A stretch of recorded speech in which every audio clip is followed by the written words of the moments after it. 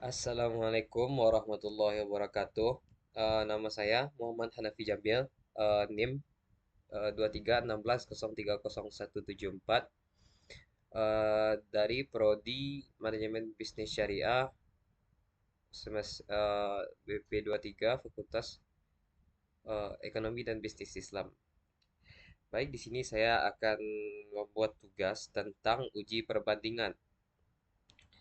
Oke, yang pertama yaitu untuk uji perbandingan itu ada dua bagian. Yang pertama itu eh, untuk menguji dua kelompok itu dipakai dengan memakai uji T.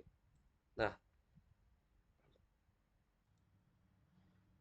jika variabelnya itu numerik dan kategorik itu kita memakai analisis independent sample t-test. Nah, jikalau numerik dan numerik kita memakai analisis pair t-test. Oke, jikalau itu analisisnya lebih dari dua kelompok kita memakai analisis ANOVA. Baik, selanjutnya kita lanjut saja masuk ke datanya. Kita pergi ke sheet yang independent test. Nah, ini sudah ada datanya yang akan kita bandingkan. Yang lalu blok dari nomor sampai ke saya sampai ke bawah. Nah, di sini. Habis itu kita copy, lalu kita masuk ke aplikasi SPSS. Nah, sini klik kolom bagian yang kiri atas. Lalu kita pastekan pastikan kita mempaste with variable names. Nah, sudah terpaste di sini. Baiklah, setelah kita paste datanya, yaitu kita melakukan analisis means, yaitu analisis yang pertama kita gunakan yang dengan tujuan untuk mengetahui eh, berapa rata-rata perbedaan rasa dua produk berdasarkan jenis kelamin laki-laki dan perempuan. Nah, karena jenis kelamin ini termasuk kepada kategorik, nah kita pindah ke variable view. Di sini ada kolom jenis kelamin. Nah, di sini kita ganti. Di sini kita tambahkan satu untuk laki-laki, laki-laki, add dan dua untuk perempuan, add dan oke. Baik, setelah kita ganti tadi jenis kelamin satu dan untuk perempuan dua, di sini kita kembali ke data view. Bisa kita lihat di sini di kolom jenis kelamin itu sudah otomatis terganti menjadi laki-laki dan perempuan. Kita lihat di data di Excel tadi. Nah, jenis kelamin itu berupa angka satu dan 2. Nah, karena kita sudah mengubahnya tadi di variable view, di value-nya ini, nah otomatis semuanya terganti jadi laki-laki dan perempuan, bukan angka lagi. Oke, selanjutnya kita langsung saja analisis menggunakan analysis means. Itu kita ke analyze, compare means, ke bagian means. Oke, di sini kita masukkan rasa di bagian dependent list, nah, dan jenis kelamin di independent list. Alright, kita oke kan saja langsung ya. Nah, oke, bisa kita lihat di sini.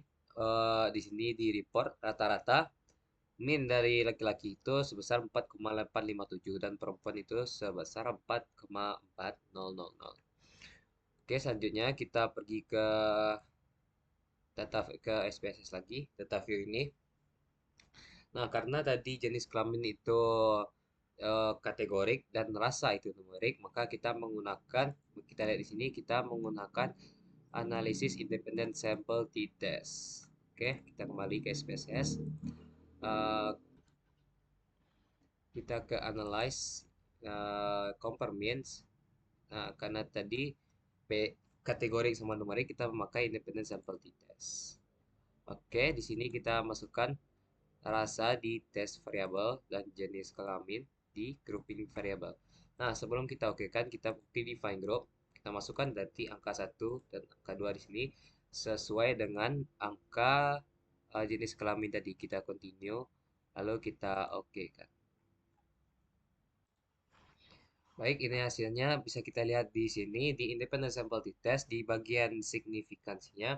Ini ada angka 0,539. Ya, yang mana kita ketahui ini lebih besar daripada 0,05.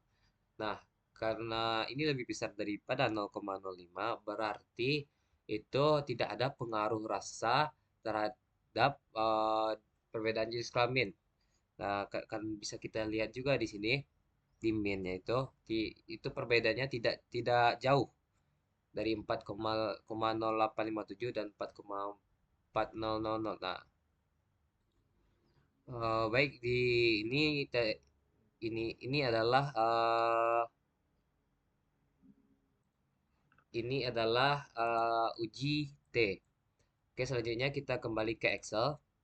Kita pindah ke sheet uji T berpasangan. Nah, di sini kita ada dua analisis yang akan kita lakukan, yaitu nilai statistik sebelum belajar dan nilai statistik sesudah belajar. Oke, kita blok semuanya seperti tadi. Nah, selanjutnya kita kopikan saja. Oke, kita masuk ke SPSS. Karena ini data baru, kita memakai data baru dengan cara pergi ke file, new, dan new data. Oke, di sini seperti biasa, pencet di kolom kiri atas, kita pastekan with variable name seperti biasa. Nah, bisa kita lihat di sini sudah di copy ya. Karena nilai statistik sebelum belajar dan nilai statistik setelah belajar ini sama-sama numerik ya. Nah, bisa kita lihat di sini. Nah, sama-sama numerik, maka kita menggunakan analisis pair t-test. Oke, kembali ke sini. Nah, ini. Oke, karena ini numerik sama numerik, kita menggunakan analyze pair t-test. Nah, langsung saja kita ke compartments. Uh, nah, pair sample t-test. Nah, kita masukkan pertama nilai statistik sebelum belajar di variabel 1 dan nilai statistik setelah belajar itu di variabel 2. Oke, langsung saja kita oke kan. Nah, bisa kita lihat di sini bersama-sama. Signifikannya itu adalah 0,000 yang berarti itu lebih rendah daripada 0,05. Nah, karena lebih rendah daripada 0,05 itu berarti ada perbedaan antara sebelum belajar dan sesudah belajar. Nah, jadi inilah analisis numerik itu analisis per test. Oke, selanjutnya itu untuk uji ANOVA. Kita kembali ke Excel, kita pergi ke sheet ANOVA baru. Nah, bisa kita lihat di sini kelompoknya itu lebih daripada dua. Nah, karena lebih daripada dua, berarti kita menggunakan itu uji ANOVA. Nah, seperti biasa kita blok dulu dari e-commerce, blok. Lalu kita copy, kita pergi ke sini lagi. Karena datanya baru juga, kita buka new data. Nah, oke, kita di sini paste lagi with variable names. Nah, di sini sudah tercopy ya, saya tulis sini. Nah, oke, kita pergi ke variable view. Nah, di value-nya ini,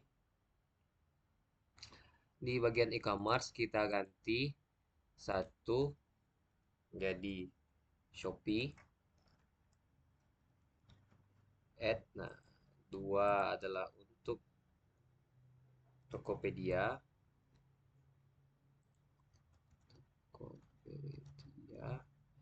add. Tiga untuk Lazada,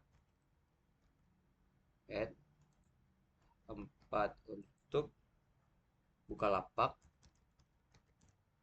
add. Nah, yang kelima adalah untuk Blibli.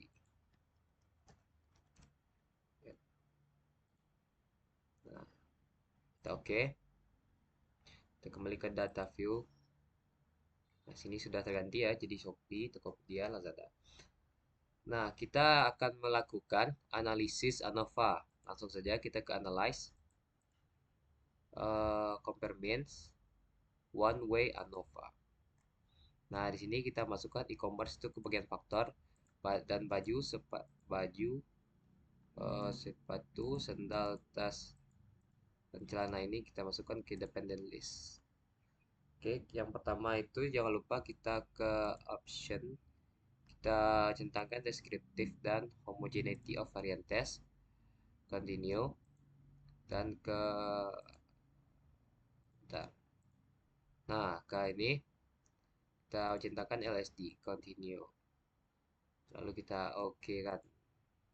Nah, ini hasilnya. Hasil analisis ANOVA bisa kita lihat di sini, yaitu penjualan terbanyak itu jatuh ke Shopee. Untuk penjualan beberapa produk tadi, Shopee itu lebih banyak penjualannya dibandingkan dengan e-commerce lain. Nah, oke, selanjutnya kita melihat apakah ada perbedaan atau tidak di dalam penjualan produk di beberapa e-commerce yang ada di sini. Kita tes ke bawah. Nah, di multiple comparison, nah, ya itulah bacanya. Saya kita lihat di sini, Shopee dibandingkan dengan Tokopedia itu signifikannya itu sebesar 0,909. Itu lebih besar daripada 0,05, ya berarti tidak ada perbedaan. Nah, begitu juga dengan Shopee, Lazada, Bukalapak, dan Blibli ataupun sebaliknya.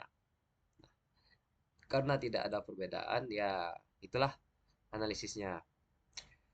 Oke, baik, mungkin sampai di sini dulu tugas saya pada kali ini.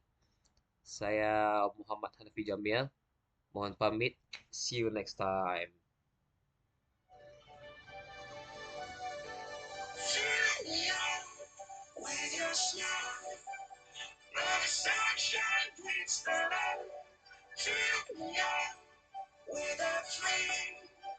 I want you with